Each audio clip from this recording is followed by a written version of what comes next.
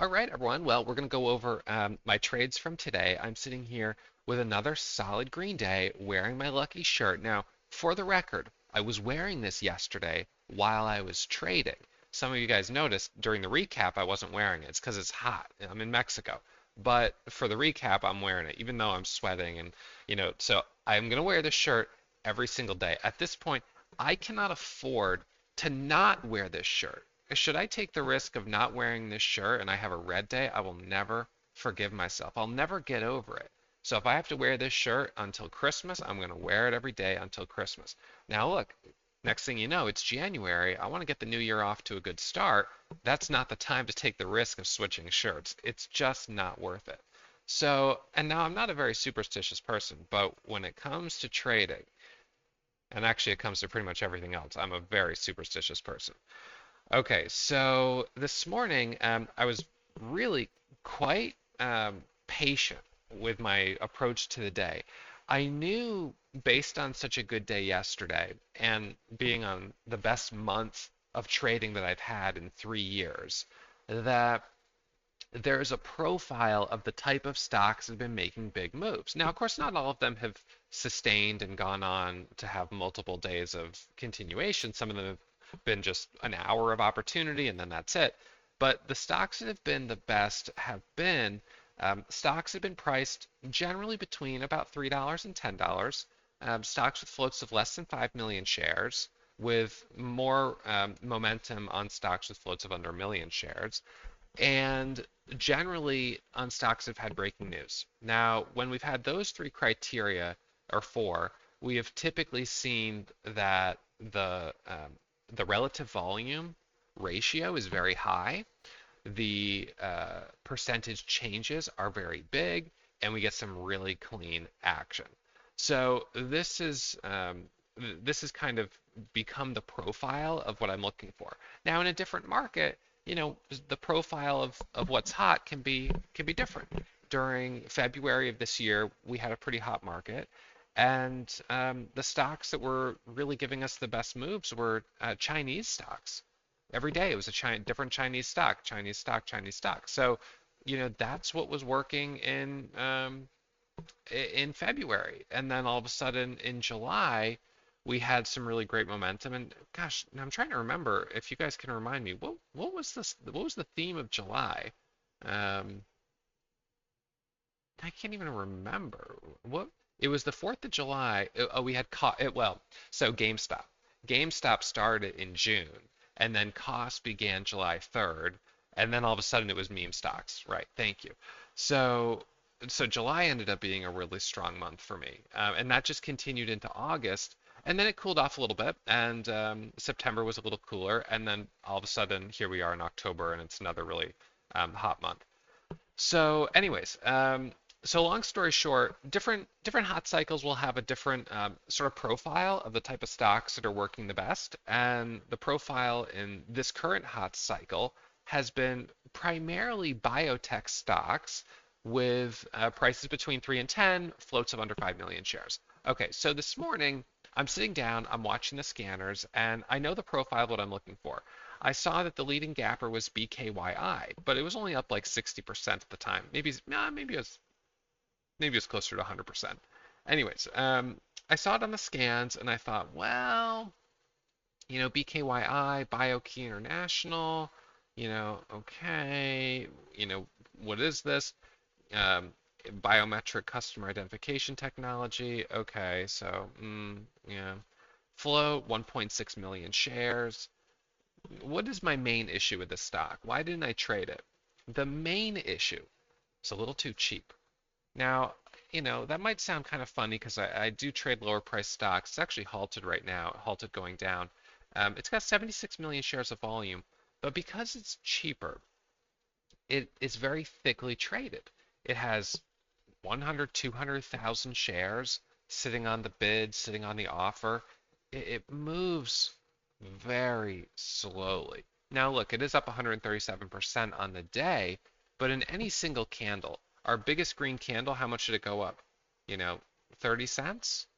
It's not nothing, but that's not huge. So for me, what I know about my metrics is that I typically do better. This probably isn't surprising on stocks that have the potential to go up $1 a share from where I get it. So if I buy a stock at 5 and it goes to 6, that's $1 a share. If it goes to 7 to 8, more than $1 a share, those are going to be big winners. Stocks that I get in at $1.50 and it goes to $1.75, $1.80, those are never going to be big wins. Now, sure, what if I took 50,000 shares? I could make, $15,000 on that kind of move. Yeah, but am I ever going to make six figures on that kind of move with 50,000 shares? It would have to go up $2 a share, right? So now to make six figures, you got to buy 200,000 shares. And I know that some people do, but it's very risky to take that kind of size. So, and in some cases, it's not even possible in a real practical sense. So in any case, BKYI, I knew pretty much immediately that based on the price, um, the float was not an issue. It had news, whatever, but just based on the price and how thickly it was traded, it wasn't going to be one that I would do well on. So I said, all right, that one's off my radar. Now, was I potentially sacrificing what could have been a base hit on it? Because I could have probably hit a base hit. Maybe. I pulled up to level 2 and I thought about taking a trade. It was right around here as it was coming up to $1.50. And I just said, if I get in this, even with 15,000 shares at $1.50, how much am I really going to make? 3 cents a share? 4 cents a share? I just don't think it's worth it. And so I passed on it. And I think that that was the right move. Sometimes when you get fixated on, trading with something like that, just trying to hit base hits, it ends up distracting you when something comes along that actually is a much better setup. And then you miss the good setup because you were, messing around with something that wasn't that great. So anyways, that was BKYI. And then there were a couple other stocks on the scanners, but nothing else was really particularly interesting. We had, let's see, I'm trying to remember some of those earlier stocks that hit the scans. I can't think of any off the top of my head. If if any of you guys think of one, you could mention it. But anyways, I'm sure there were a few that hit the scans earlier. Oh, AERB, thank you. That was the one I was going to mention. AERB. So AERB hit the scanners earlier, and this one, it was up from a move that began after hours, and this was kind of tricky for me because I thought, well, you know, the float on it's 700,000 shares. The price is between, 3 and 10, more or less, right? Um, and so it made this pop after hours. It pulled back 4 a.m. It pops up, drops way back down, comes way back up, comes down. So I'm like, what's the headline? And I can't find any news. So I'm thinking, all right, it's got no news. That's probably the issue. So I didn't take any trades on that one. And then DJT, Trump Media, that one was up today, but of course that's a 67 million share float, priced at $50 a share. That just doesn't fit within the wheelhouse of something I'm typically going to day trade. Yes, I obviously GameStop and there's others that I've traded that have been higher priced, but they're doing something crazy in one day, like going up 100%, and this isn't going up that much. So anyway, so basically I said, all right, guys, well, coming into 7 a.m., I'm just going to sit tight and watch. 7 a.m., there's no breaking news that looks good. I get no trades at 7. 7:30, nothing. 8, I'm still waiting for news. And all of a sudden, 8, I'm thinking, all right, here we go, and nothing. So now we're coming to 8:30, and I'm starting to think, is this going to be a no trade day for me? And so the scanners that I have up here, I've got my top gainer, small cap, and running up scanner right here on this window. And then on my other monitor, I've got the chat room right here, and then I've got the low float top gainer scanner. And so what I'll sometimes notice on the low float top gainer scanner is a stock like this has a green arrow. So it's moving up the scanner. And I'll just click on it. So Lucy, I saw a green arrow moving up the scanner, so I clicked on it. And this was right at 8:30. Now, right at the top and the bottom of the hour is the time I'm more likely to look at the scanner, because sometimes I'll see a stock moving up that scan before it meets the criteria for my small cap high day momentum scanner or my running up scanner. Now, sometimes that can lead me to take a trade that's not a great trade, but anyways, that's how I'll sometimes find an early stock. So, so I see then at 8:30 that Lucy, which is Innovative Eyewear Incorporated, has news of safety glasses, all day wear, 8:30. And I'm initially kind of like, well, I don't know really about these glasses, but clearly this stock has news. And so and I'm familiar with Lucy because we've traded it before. So this is a stock that has a history of making big moves. Back here, look at this move. I mean, this was a really big move. So just, that was back in June. So, and even in September, it had a nice rally. So when it hits the scanner, I pull it up and I'm thinking, all right, stock I'm familiar with news, the price and the float, everything kind of adds up. And it's at, let's see, when I first pulled it up, it was up 10%. So yesterday's close was at 590, so it must have been about 660. Or six, well, maybe it was just over six. So anyways, I see it right here and I'm thinking, all right, let's see if this thing starts moving. And as I see green on the tape, I punch the order. Now I got a partial fill. I only filled 976 shares of a 1,500 share order. I put one order out for 1,500 shares, and then as soon as I got only a partial fill on the first order, I was like, uh-oh. And I pressed the buy button 3 more times. Because I think usually what happens if I get a partial fill, then I have to put the order out higher, and none of those orders filled. So now immediately it's going from 630 to 650, and I'm adding at 729, and I'm adding at 744, 765, and now I'm adding at 840. And even at 840, I got only a partial fill. Only a partial fill at 840. I filled 156 shares. And then I added it 899. And when it broke over 9, that's when I took my first profit off the table. So I took some profit off the table as it breaks over 9. I then added back for the break of 10. And this actually went from a low of 550 to a high of 12 that quickly on that news headline. It drops back down here to 715, which it sort of like a candle wick flash down, and then it immediately is back at 12. It dips down again, and right here we get this curl and the break through 12, and then this spike up to 1377. So on this one, I was actively trading the range. I was buying for the break of 11. I was adding at 12, taking profit, adding back, and we, in that first sort of few minutes of the move, there was some good opportunity, but I didn't make a lot because my share size was small. I wasn't able to fill full size. So I made a little bit of profit on that first leg of the move. Then it dips down a little bit here. So when it dips down, we end up getting this sort of pullback down towards VWAP right here. But once we got more volume on it, in this leg right here, this was our first pop from 550 up to 12. It drops down, it pops back up. So got trades in this area. And then this pullback right here from 11 up to 12 and up to the high of 14, that was easier to trade because there was more volume and it was easier to get in and out without the slippage and without partial fills. So that was the area that was sort of the best. Now let me look at so this was at 833. So let's see. So I end up adding, so then 1115, I'm adding 1,500 shares, adding at 1134, adding for the break of 12, and then taking the 4,000 shares off the table at 1225. That's a $4,000 winner, almost $1 a share. Adding back at 1215, taking profit at 12. Actually, looks like I took a small loss there. Sold at 1207. It dips down. This must have been this dip right here. Added back on the dip, 1130. Again, 4,000 shares. It pops back up over 12, taking profit at 1250. Added back, taking profit again into that spike.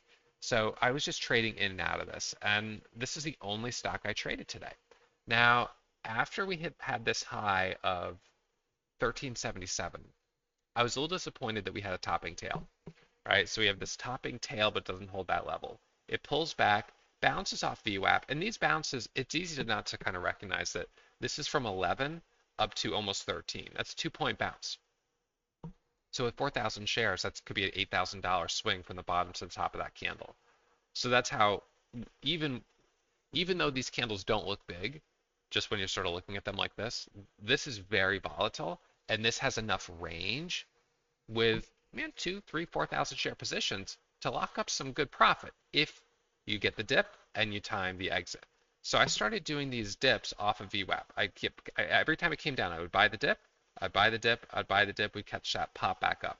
I'd buy the dip, catch the pop back up. So I got a bunch of dips on this, and then finally it kind of rolls over.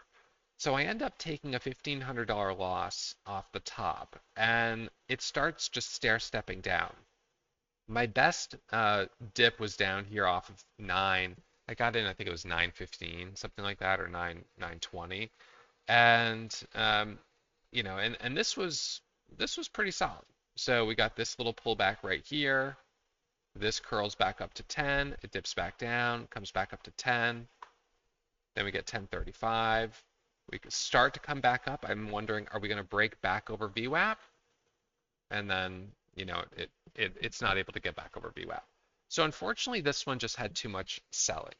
So the initial move, solid, some nice bounces here, but then pretty early on, I'm thinking, all right, I'm trading the backside of the move on this, and I should be careful.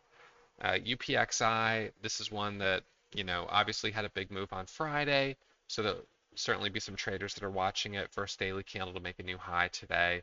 I think the issue for me is that the cleanest moves have been early in the day.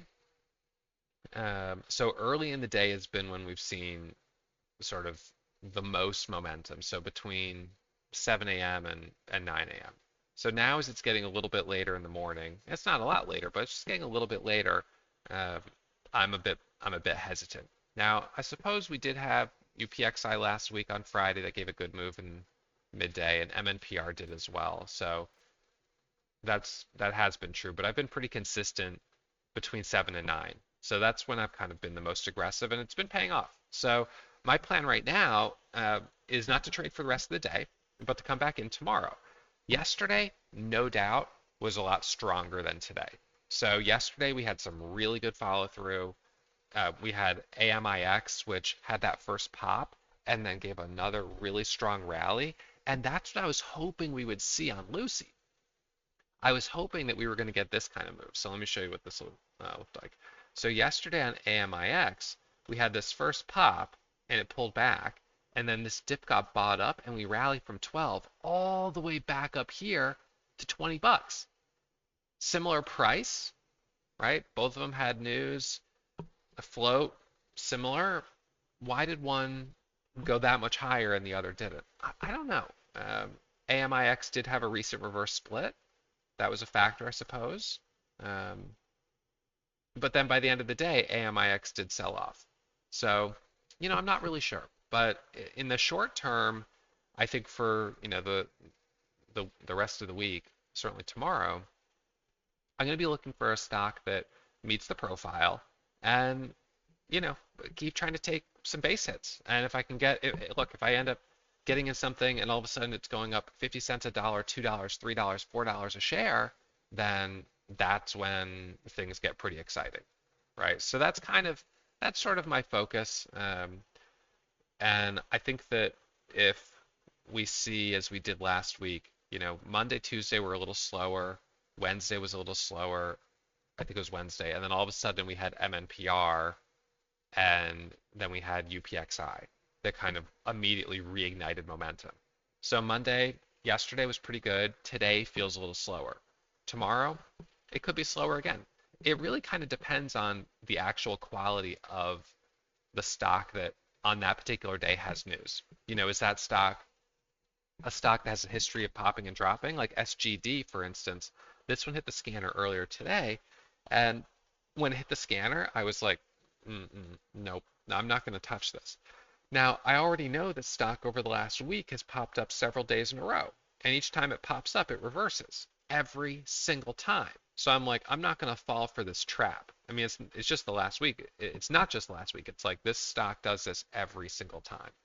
So at a certain point, if we see this on every stock, then longs are going to stop jumping on, as most of us probably did on SGD. And shorts are going to be more aggressive. And then that's when we shift from a hot cycle to a colder cycle where everything that pops up rejects until you have one that pops up, rejects, but the news is actually solid. And then it makes that second leg higher and it goes crazy. So I don't know that we're going to see that because we're not in a cold market right now. So I don't think we're going to see like that kind of dynamic right now. But what I do expect is that as long as we're focusing on stocks that have good catalysts, we should be able to get some nice trades. Some of them, are going to make a 100% move like Lucy did and then give back a lot of it. Some of them are going to make a move and then give a second and a third leg higher. Others are going to pop up and they're going to drop. But I think that as long as we have the stock that fits the profile and we have a news catalyst, I feel like that's the spot to continue to focus. And look, even if I take some losses trading those types of stocks, at least I know that that was the type of stock that had the potential and was therefore worth taking the risk on. So that's kind of that's sort of where I'm at right here. Today was a day where I was fully prepared not to take any trades, and then all of a sudden Lucy comes up and just screams from 550 up to 7 to 8 to 10. We get that nice pullback around 10, then up to 11 to 12, up to 13, almost to 14, and then just sort of petered out. So um, that was volatility, and that's what we were looking for. Volatility off of breaking news. So tomorrow, same plan as today, looking for stocks that have breaking news. And look, if we don't have any that have good news or the float, like Riley, this one, RILY, the float price combination on this one, the price is okay. The float's 16 million shares, and this one's been a stock we've traded in the past, and it's a little bit of a grinder. The sectors, it's a financial services company. It's not the hottest sector. Now, if the float was 600,000 shares and it had news, this one also doesn't have news, maybe we could get past the sector not being our favorite. But I think that the deal breakers on this are, oh, I'm sorry. So let's see. So the news was slow to load there. Secures 236 million cash proceeds from brand assets. Now, this one's kind of interesting because it sort of was moving on very light volume pre-market, and then right at the open, it gets more attention. But yeah, I think acquired the portfolio brands. Huh, interesting. Yeah, I don't know. Not really sure about this. It's not something. It's just the float is a little too high on it, and we've traded it before, and we know that it's kind of a grinder. And then you have KXIN, this one, right? So 700,000 share float, $5 price. So it's like, okay, and it's a somewhat recent reverse split. So then you're like, what's the news? And I don't see any news headline loading just yet. I can check on this news feed over here. Um, I'm in Mexico, so my internet's a little. Um, it's not it's not just the internet. It's my computer is running a little slow, so I'm a little slow to pull up some of these headlines, but I'm not seeing one. So yeah, so what's then realistic to expect on this? Probably not too much. So I think the name of the game right now, for sure, you have to manage your risk. And if you're a new trader, it's always a good idea to practice in a simulator because these are volatile stocks. I mean, if you have a stock that in one candle goes up $5, $6 a share, like we saw in drug, MNPR, and UPXI, if you're in it at the right spot, you could do really well. But if you get in at the wrong spot, well, that could be a problem. And look, I've been on both sides of those trades, so I know how frustrating it is to watch a stock make a huge move, get in, and you manage to be the person who loses on it. I've been there more times than I could count. So it's better to build that confidence trading in a simulator, and then once you've got a track record where you're showing that you know how to trade breaking news, you know how to trade that volatility, then at that point, flip the switch and go live. So for the rest of the week, I'm going to continue to focus on stocks breaking news. They're squeezing, moving higher, and hopefully we continue to see some good opportunities. This is the cycle that we're in. This is the profile of the stocks that are giving us these big 50, 100% and higher moves. So I'm going to continue to focus in this area until the market gives us a clear sign to cool off, take the foot off the gas and slow down. So seeing the rejection on Lucy that it didn't hold up super well, gives me a little reason to be a little cautious, but it did still go up 100%. So I think tomorrow, as long as we have a stock that really fits within the profile, we'll be in good shape. All right. So anyways, that's it for me. I hope you guys have enjoyed this recap. And I'll remind you as always, trading is risky. My results aren't typical. So manage your risk and always practice a simulator before you put real money on the line. I'll be live streaming bright and early tomorrow morning.